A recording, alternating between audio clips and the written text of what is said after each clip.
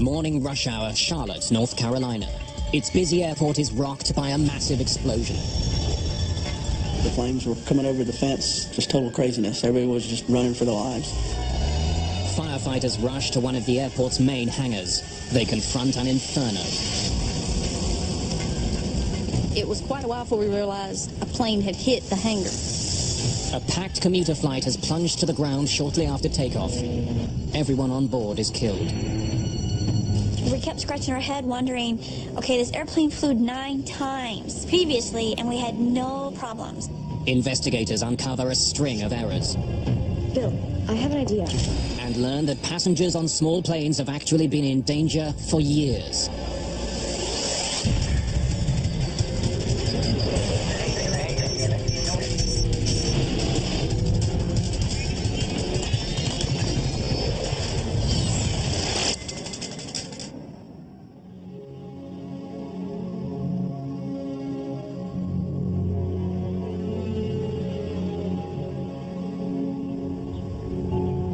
It's morning on January the 8th, 2003, in Charlotte, North Carolina.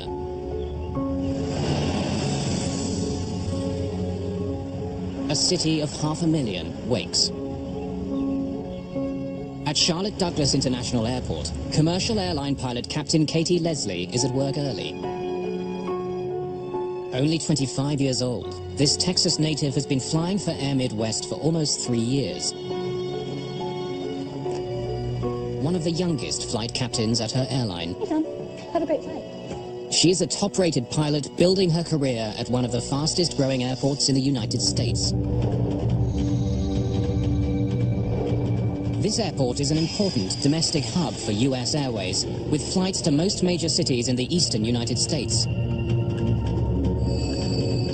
Air Midwest runs a commuter service as U.S. Airways Express.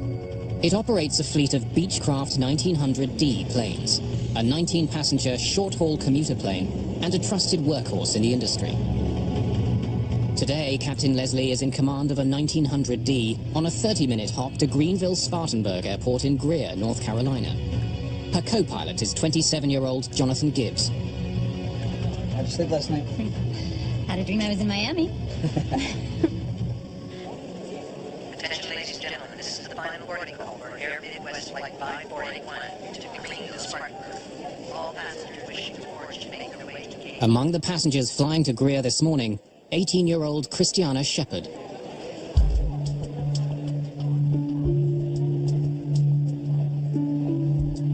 Christiana's parents, Doug and Teresa, are Baptist missionaries working in the Portuguese Azores. Christiana left the 7th of January from the Azores, spent the night in the airport in Boston, and then flew the next morning on the early flight from Boston to Charlotte to Greenville. So she was on her way back to college. Christiana was very special, and she was one that would come up and give you a hug and say, you know, she'd come for no reason. She would give you a hug and say, Dad, I love you.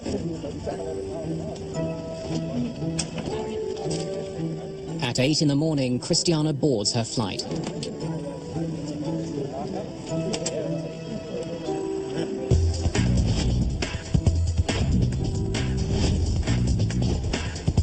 Meanwhile, as part of their standard checklist before takeoff, the crew calculates the weight of all the baggage, passengers, and fuel on the plane.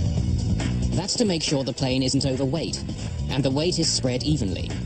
It's a calculation that's made on all commercial aircraft. So we got a full house back there? You can count 19 people in the back. Don't know the bags yet. Okay. But baggage handlers raise concerns that the luggage they're loading may be too heavy. Damn. Captain, how many we gotta take off? We're figuring it out.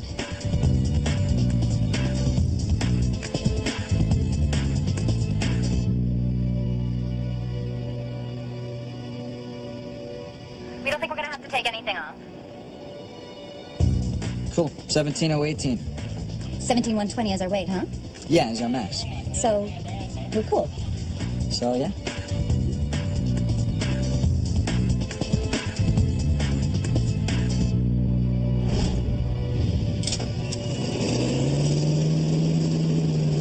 Good morning. Welcome Welcome aboard U.S. Airways Express service to Greenville, Spartanburg. It's a very short flight, maybe 30 minutes gate to gate, so sit back, relax, and we'll have you there in a few minutes.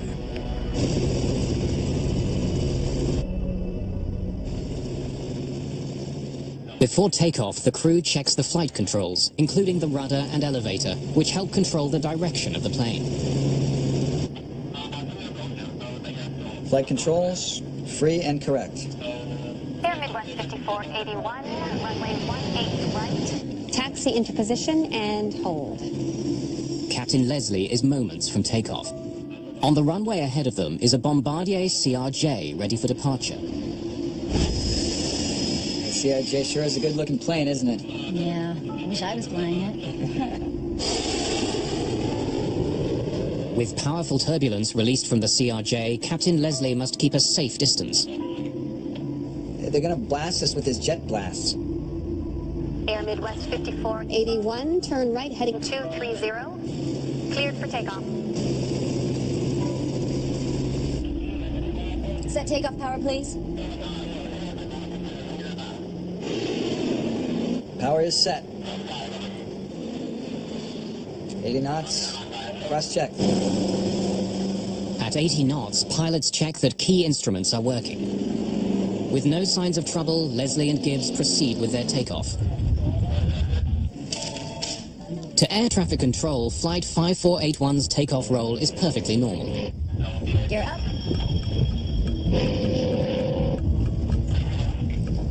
What? But without warning, the plane's nose pitches dramatically upward from 7 to a staggering 54 degrees. Help me. You got it? The crew struggles to get the nose back down again. Airflow over the top of the wings creates lift. But if the nose keeps rising, air won't flow smoothly over the plane's wings. The plane will lose its lift, stall, and plunge from the sky. Push the nose down! Oh my gosh, do you have an emergency on Air Midwest 5481? alert brief standby, runway 18 right. The controller handling Flight 5481 calls for emergency equipment. Oh my god. The plane is now 350 meters from the ground. It stalls, rolls to the left, and begins falling from the sky. Captain Leslie pulls on her control column with all her might. If she can't get the plane to climb, she's going to hit the ground.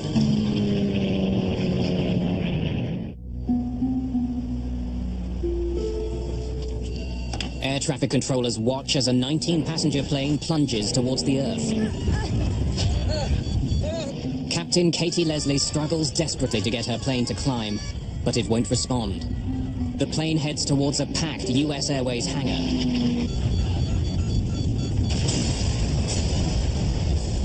The flight was loaded with almost 1,000 kilograms of highly flammable jet fuel just before takeoff. The impact instantly ignites all that fuel. Now the intense fire threatens to engulf the hangar. There are several airplanes and hundreds of people working inside.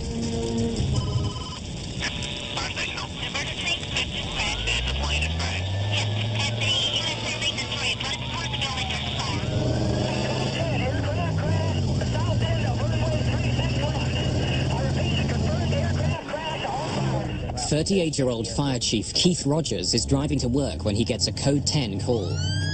Code 10 means that there's a confirmed plane crash. But usually this type of call is a once-in-a-career type of incident. Cindy Overcash is a firefighter with the Charlotte Fire Department. You couldn't actually see the hangar from here, but you just saw a huge black plume of smoke. And we knew, something really bad is here.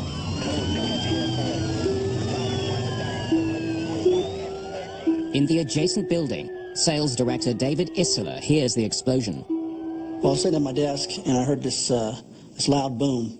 And one of the guys came in from next door and said that he just saw an airplane crash. And so I hopped in my truck and drove down to the site. From 60 meters away, Isola records the opening moments of the tragedy.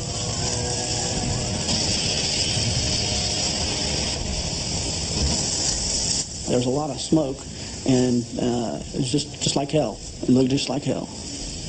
The flames were coming over the fence, just total craziness. Everybody was just running for their lives.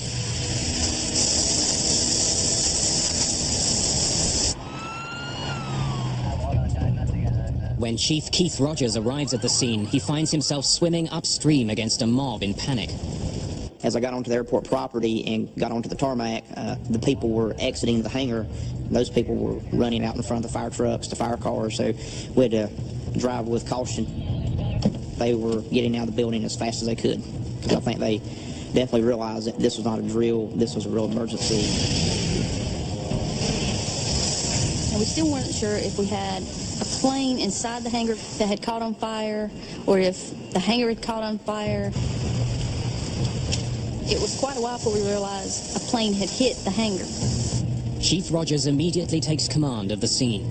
He knows that there are aircraft parked inside the flaming hangar. Their fuel tanks threaten to blow.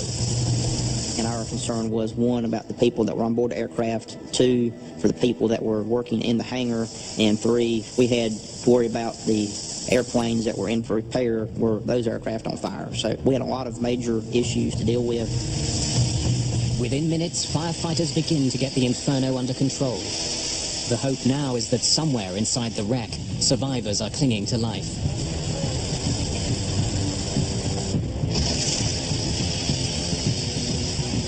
The main thing probably was on anybody's mind once we realized what we had was survivors. Chief Rogers sends a line of firefighters led by Cindy Overcash into the heart of the inferno.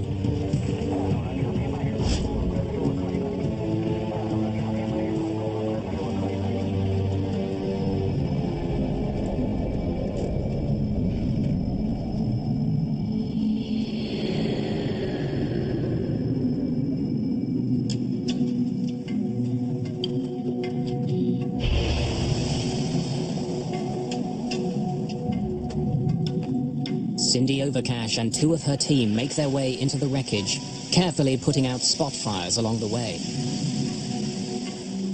As we walk up on to see the fire and we see what we think are crash test dummies, we thought a plane had blown up inside and blew their training dummies out.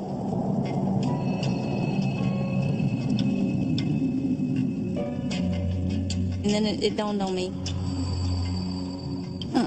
that's not a training dummy.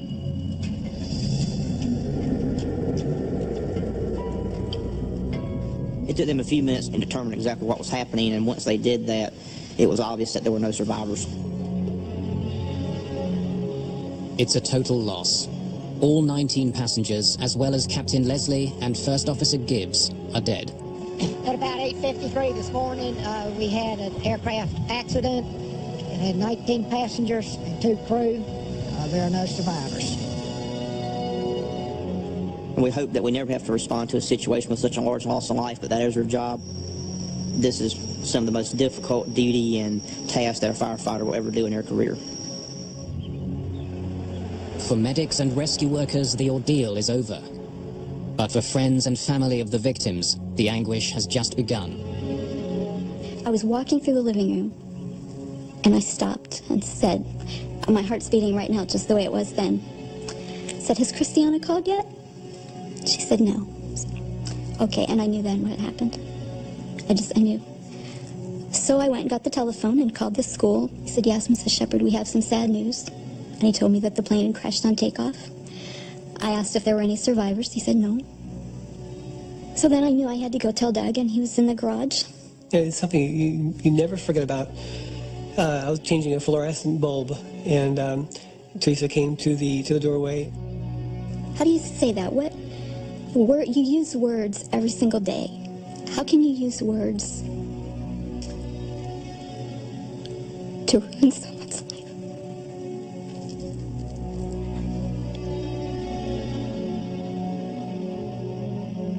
But I told him, I said, Doug, Christiana's plane crashed.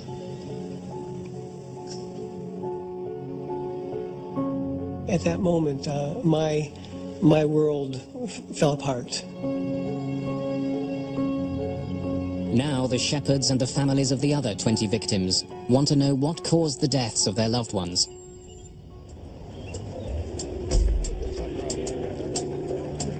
It's been almost 5 hours since Flight 5481 crashed into a hangar in Charlotte, North Carolina. With no survivors to rescue, neither bodies nor airplane parts are moved from where they fell, until the arrival of investigators from the National Transportation Safety Board.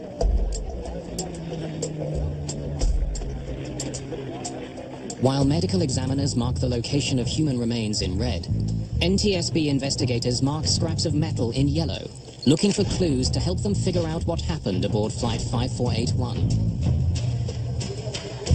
Among those assigned to this case, lead investigator Lorinda Ward. This is her first assignment as the lead investigator of a crash. But today, she's not feeling her best. That day, I was a little bit under the weather. I was fighting off a cold. You have the adrenaline that shoots through your body at the time, and so that actually makes up for when you're not feeling well. And I knew that the other people on my team were experienced, so I felt comfortable going to Charlotte. At Charlotte Douglas Airport, Ward takes the first steps towards solving this accident. I checked in with the fire department to make sure that the fires had been put out, and then called a meeting with all the first responders to see what they had noticed when they came to the crash site. Ward acts fast. Because there are bodies entangled with the wreckage, she declares the crash site a potential biohazard. Investigators who might come in contact with the wreckage must wear protective suits while they examine the wreck and identify the victim's remains. When we arrived on scene, the accident site did not look like an airplane was there. Due to the fire, the post-crash fire, when you initially walked up to it, it was hard to identify that you had an airplane that could hold 21 people. While work continues at the crash site, All right, let's go. Lorinda Ward and her team look for clues nearby. We had the folks go shoulder to shoulder on the runway that the accident crew took off on to pick up anything that they saw on the runway to see if it had any relevance to the accident investigation. Runways must be clear of all debris. The smallest object can become a deadly projectile if it strikes a plane on takeoff. 3 years earlier, a Concorde jet ran over a 40-centimeter strip of scrap metal on a Paris runway. The plane's fuel tank was pierced and caught fire. The aircraft rose to 200 meters before it crashed into a nearby hotel. 109 people on board and 4 people on the ground were killed. At Charlotte Douglas International, investigators scour the area. They find a fuel cap lying dangerously close to the runway. It could be sucked in and it could damage an engine. The main part would be the damage that it could do to an engine. The discovery raises an interesting possibility. As Flight 5481 raced down the runway at takeoff, the fuel cap bounced up off the tarmac, struck the engine rotors, and brought Captain Leslie's aircraft crashing to Earth.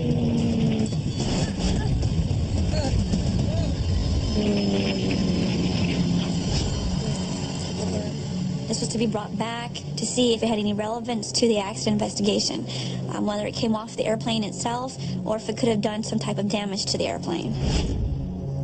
A closer examination leads Ward and her team to conclude that the fuel cap could not have interfered with the propellers. Investigators discover no other relevant debris on the runway. The runway debris theory is ruled out.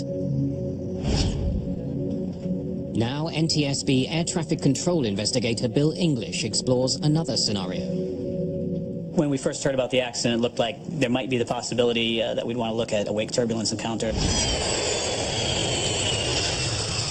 The wings of a fast-moving jet disturb the air around them, creating a trail of violently swirling air. NASA tests decades earlier had illustrated the power and danger of wake turbulence to other planes. We had to see, did another airplane depart before it? That's where wake turbulence hazard would come from. And we wanted to look at what kind of airplane departed ahead of it. Larger, heavier airplanes are the more risky wake turbulence creating airplanes. Bill English examines radar records from the time of the accident. He learns that a much heavier Bombardier regional jet, a CRJ, took off moments before the beach. The CRJ sure is a good-looking plane, isn't it? Yeah, I wish I was flying it. The wake turbulence is generated from the wingtips of any airplane. As soon as it starts to lift off the ground, it makes what people sometimes call horizontal tornadoes, vortexes of air that can create hazardous turbulence. Runway 18 right. flight. Taxi into position. Air traffic controllers do have standard procedures for spacing out airplanes so that they have a chance to avoid the wake turbulence or let the wake dissipate.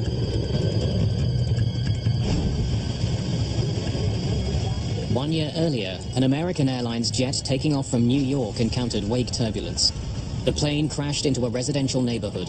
260 people on the plane and 5 people on the ground were killed.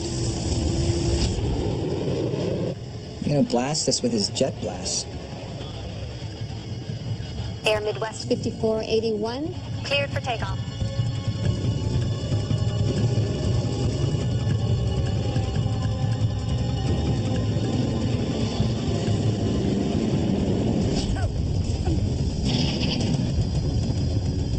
Air traffic investigator Bill English must now determine if wake turbulence from the CRJ caused Flight 5481 to crash. Bill English studies the flight path of Captain Leslie's plane and finds it consistent with a plane flying into wake turbulence. Pitch up is not unheard of in a wake turbulence encounter where the airplane will suddenly go nose up and the crew has trouble to counter that and get the nose back where it belongs. English needs to know how close the Air Midwest flight got to the larger jet. The Charlotte Tower has a sophisticated computer system that tracks the movement of planes while they're still on the ground. The system gave Bill English his answer. That system had a very rapid update, so we could see exactly where on the runway and at what time the regional jet lifted off compared to when the accident airplane started its roll. When Bill English plots the precise position of the planes at liftoff, he makes a telling discovery. Even though both planes used the same runway, their paths never crossed. The RJ started lifting off much farther down the runway than the accident airplane did, and the climb-out angle of the regional jet and the climb-out angle of the accident airplane never intersected. The angle of the accident airplane was very steep. It really had no possibility of intersecting the wake turbulence from the regional jet. So if our airplane lifted off and climbed above the angle of the previous airplane, we knew then that it couldn't possibly be a factor. The wake vortex theory is ruled out, and Bill English's work is done. Now it's up to Ward and her crew to find clues in the burnt-out wreckage of the plane. Within 2 days, her investigation will reveal a string of errors and faulty assumptions that has been putting tens of thousands of passengers at risk for years.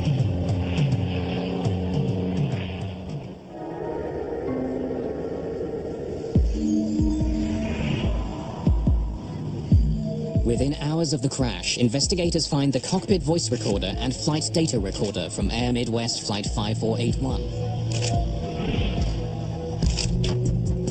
The recorders are designed to withstand temperatures of up to 1100 degrees Celsius. In this crash, parts of the voice recorder had actually melted. The devices are photographed and sent for analysis. Then, amongst the tons of debris on the ground, investigators discover the shredded remains of the elevator control cables. Vital to flight control, these cables link the pilot's control columns to the flight elevator, an aerodynamic panel that helps pilots climb and descend. Turnbuckles keep the cables taut. To climb, pilots pull on the column. The cables pull the elevator up, forcing the nose to rise. To descend, pilots push on the control column. The cables tilt the elevator down, and the nose falls. But as investigators examine the burnt-out cables and turnbuckles on Captain Leslie's plane, already something looks wrong. They looked unusual. They weren't in like the normal position that you would find them. In this case, we had one adjusted all the way out, and then one adjusted all the way in. So those were set aside for us to look at later. While the lab work continues, NTSB investigator Stephen Carbone travels to Huntington, Virginia. He interviews mechanics who worked on the plane the day before the crash. At the time, we had known that it had just come out of a detail check, which is a routine check. And knowing that, we were looking into the possibility that something had been done during the check that needed to be looked at from an investigation point of view. The cables needed servicing. My guy wrote up a service order, and I put him on. Don't forget the manual. Got it. Every 1,200 flight hours, Air Midwest planes go in for routine maintenance work. This includes adjusting the cables that control the plane's elevator. In the process of doing this check, he found that the mechanic had found that the cables were out of limits. So he had written up that he was going to check the cable tensions and then adjust them as per the manual. Everything's right? The mechanics tell Carbone that the work was checked and stamped for quality assurance. They believed that the aircraft was properly rigged as per the manual. At first glance, that belief appears to be right. After maintenance, this Beech aircraft took off and landed 9 times without incident before Captain Leslie took the helm. Investigators turned to the flight data recorder to learn what happened on those flights.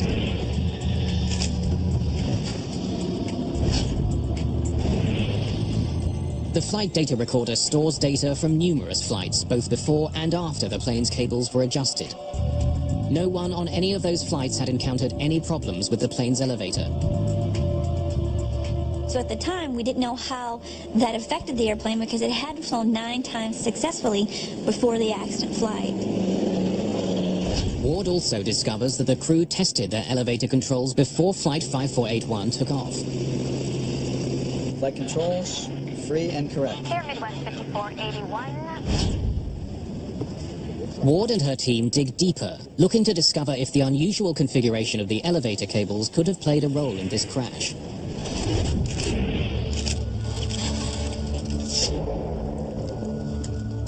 What they find strikes at the very heart of what went wrong. Normally, both turnbuckles are almost exactly the same length. But on Captain Leslie's plane, one turnbuckle is noticeably longer than the other. To establish the correct cable tension, mechanics tighten the turnbuckles. But too much tightening of a turnbuckle shortens the cables and cuts the range of motion of the elevator control. The elevator should be able to tilt to a nose-down position of 14 degrees. But their downward range has actually been cut in half to only 7 degrees. The result is deadly. As the flight got underway, the nose pitched up as expected during takeoff. What? Push the nose down! Oh my God! But the reduced range in the elevator made it impossible for the pilots to bring the nose down again. Due to the adjustment that had been done in the maintenance a few nights earlier, there was nothing that the crew could have done at that time. Unable to bring the nose down, the pitch of the wings became too pronounced. With no air flowing over the top of the wings, the plane lost its lift and began falling from the sky. The pilot's struggle with the elevator helps explain why Flight 5481 crashed that day. Somehow, the elevator cables were improperly adjusted. The pilots simply could not control the pitch of their airplane. Stephen Carbone wants to know how mechanics had made such a critical mistake. Yeah, I see that here. He goes back to the hangar to question the mechanics on duty that night. And this time they tell him a different story. Most of the guys were just learning the ropes. The mechanics working on the airline were subcontractors to the contract company. And the mechanics working on the aircraft that night had limited experience on the Beech 1900D. And the person performing the rig was receiving training that night on that specific task. Once you have the rig pin set, adjust the turnbuckle barrels for more tension in the cable. Yeah, I see that here. Adjusting the elevator cables is not a simple process. It's a time-consuming procedure that involves 25 different steps. Got it. What about the other steps? Yeah, don't worry about those. Just check the cable tension when you're done, and we're good. That's it. The quality assurance inspector and the mechanic took it upon themselves to decide which steps to perform because they felt that the steps they were performing were the only ones necessary to get the task done. The mechanic skipped 9 steps that night. One of those involved manipulating the elevator through its full range of motion. Had the mechanic tried to do that, he would have noticed that the elevator's motion was restricted by cables that had been improperly rigged. If they had followed the steps as described in the manual, they would have found the problems that had come up. But there was an inspector supervising the work. Carbone discovers that the inspector was actually the person teaching the mechanics how to do the work. The problem was that the quality assurance inspector was actually acting as an instructor. So he was taking the mechanic through the process of the job task and teaching him how to do the rig. Well, when you put yourself in that position, you're actually doing the task, because even as a teacher, you're performing the task. And then he came in behind himself and then signed off as an inspector what he had done. When I found out that this mechanic had skipped procedures, I was upset. The procedures that affected our lives, that affected the lives of 21 people, 21 families were destroyed. You never get over something like this. The Shepherds sue the airline. They also demand something unheard of in U.S. aviation, an apology. They wanted more than just to achieve a just settlement in monetary terms. They had a need to press the issues that humanize and put a face on the people who are the victims of these tragedies. The Shepherds believe that their best chance of getting an apology is by putting a face to Christiana's name. So we decided to take this picture and to send it to those people that were involved in the accident, in the investigation, so that Christiana would not be just a number, or a seat number, or a ticket number, or a settlement amount, so that they could actually see that she was a person. The legal journey began when we determined that we wanted the apology, that we wanted someone to say, we really blew this. We assumed the airline would apologize. We had no idea that airlines don't apologize. If they did something wrong, obviously you should stand up and say, we are so sorry that we messed up in this and we're fixing this. In this case, the mechanics thought they were doing something that was perfectly reasonable. They thought this was, another day at the job.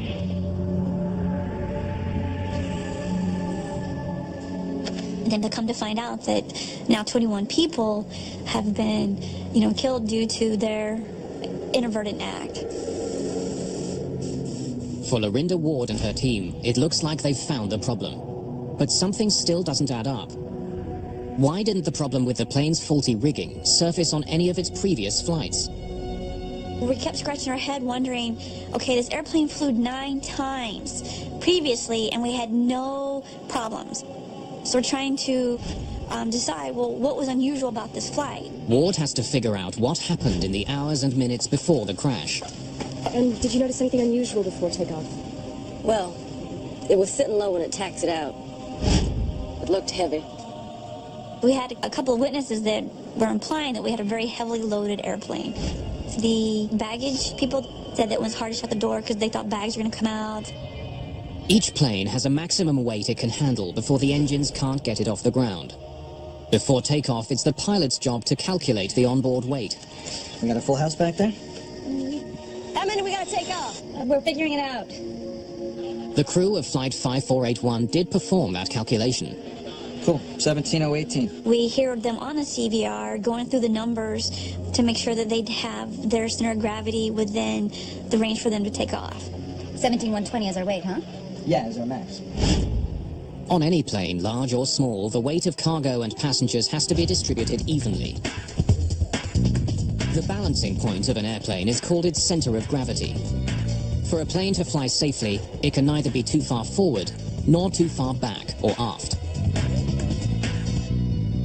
So, we're cool. So, yeah. We don't think we're going to have to take anything off. Air Midwest pilots are instructed how to make weight and center of gravity, or CG, calculations. They use average weights to make that calculation, 175 pounds per passenger and 20 pounds per bag. They knew that they had a very aft CG, but due to using the average weights and average calculations, the paperwork showed them being within the range that they needed to take off. But Ward needs to know if the plane really was within the proper range of weight and balance to take off. What we did is we looked at the weights of the actual baggage itself that was on board and then the weight of the passengers and the crew. Technicians weigh the remains of the burnt luggage from the wreckage site. Doctor, yes, could you tell me please what the last recorded weight of your patient is, please? And obtain the real weight of passengers on board that day. 212. Thank you. When all the numbers are in, Ward discovers the real weight of Flight 5481 is 17,700 pounds, some 580 pounds over its maximum takeoff weight. They They would not have been able to take off if they had used actual weights. They would have had to pull either passengers or bags off. Because of the higher than expected weight of the passengers and baggage on the flight, and the large number of bags stowed in the rear, the airplane was tail heavy. Its center of gravity ever so slightly too far to the rear, which wasn't a problem until the landing gear was raised. Gear up. When the gear's weight moved backwards from the nose, it tipped the balance of weight too far back. The pilot's efforts to regain control of the aircraft were futile, crippled by the airplane's defective elevator controls. When the nose gear moved aft, they lost the ability to control the aircraft because all the weight went back and they had no elevator movement enough to bring the nose back down. And at the height that they were at, they had no recovery. The passengers and crew of Flight 5481 were doomed the moment the plane left the ground. They had no way of knowing that two unrelated problems would combine to bring down their plane. This was just a normal routine flight for them, and they did all the pre-flight checks, they did their weight and balance, they did the correct calls, they're on the right runway. It was just another day at the job, and they didn't know that they had these two hidden latent failures that were waiting for them. But faulty maintenance and above-average weights weren't the only issues uncovered by Lorinda Ward's investigation. Hey, you got a sec? I have an idea. Lorinda Ward suspects she's uncovered problems that didn't just affect this one flight, but that also affected every commuter plane in the air.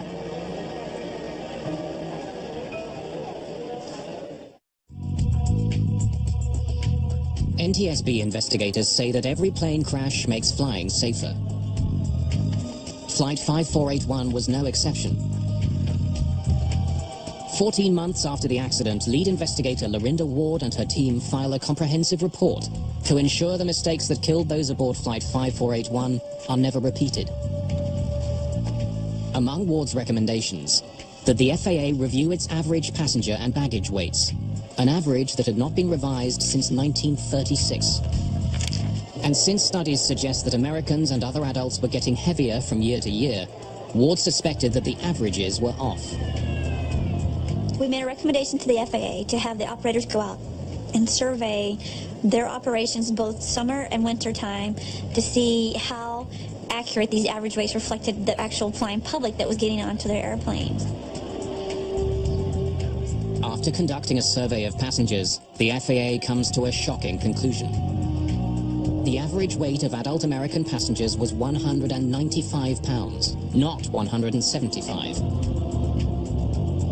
The FAA also discovered that the average weight of carry-on luggage was being underestimated by 5 pounds per bag. We had an average weight that were being used that needed to be updated.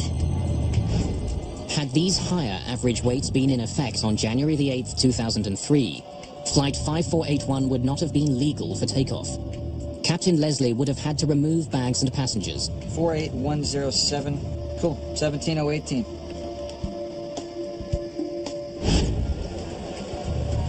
Air Midwest pilots now use an average weight of 200 pounds per passenger, which means that their Beechcraft planes can only carry 17 passengers, not 19.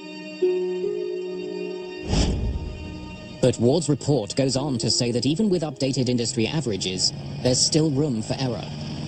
Her report states that flying small aircraft will be safest only when airlines stop using average weight assumptions altogether and calculate the real weight on board before takeoff.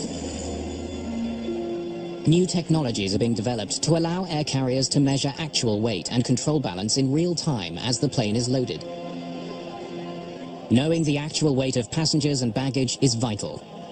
More and more people are flying on small commuter jets.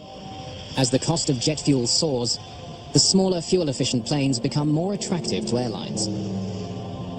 In the United States alone, more than 10 million people a year board planes with fewer than 30 seats. Smaller aircraft are more sensitive to the weight and balance issue than, say, a larger airplane. In spite of Ward's recommendations and the available technology, almost 70% of small planes on scheduled flights still use average instead of actual weights.